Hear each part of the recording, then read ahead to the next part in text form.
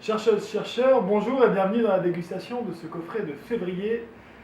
Coffret particulier, Christian, parce que c'est le coffret de la Saint-Valentin, donc on le déguste en amoureux. Voilà, c'est ça. Bonjour à tous. Donc on a décidé de vous faire découvrir donc deux bières différentes. Donc cette fois une subtile et une acide. D'accord, donc l'acide, c'est quoi la particularité des bières acides? Ce sont des bières qui ont mûri en fût pendant de 4 à 12 mois, voire même 3 ans pour certaines marques.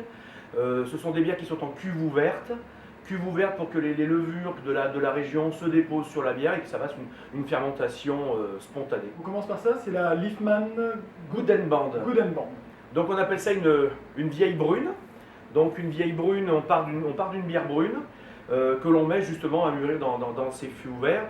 Et lorsqu'une bière brune mûrit en fût, donc elle va prendre le petit côté griotte, groseille, de fruits rouges acides, tirant légèrement sur le côté vinaigré. Tout le monde connaît les bières amères, les bières sucrées, les bières subtiles. Les bières acides, c'est un peu moins courant, parce que c'est plus délicat à vendre.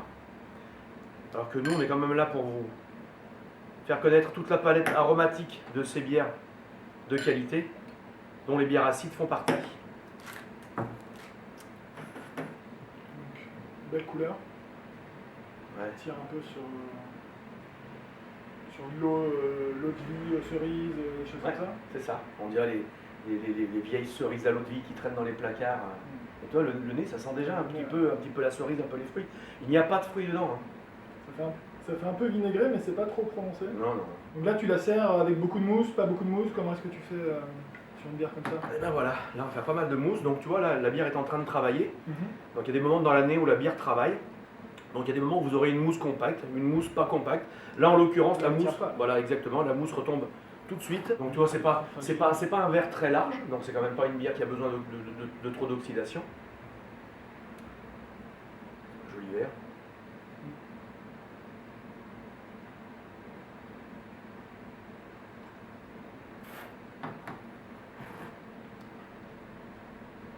Ça, à boire avec une petite terrine de sanglier, trois petites cerises à l'eau de vie, un morceau de pain de campagne et c'est le bonheur. Donc là, c'est l'acidité qui va venir contrecarrer le gras de la terrine. Oui, c'est ça. C'est assez Mais frais. en même temps, c'est pas archi acide. C'est vrai que c'est un peu acide, mais on n'a pas une forte acidité. C'est une acidité équilibrée, c'est une acidité subtile. Et puis le palais s'il fait assez bien. Ouais.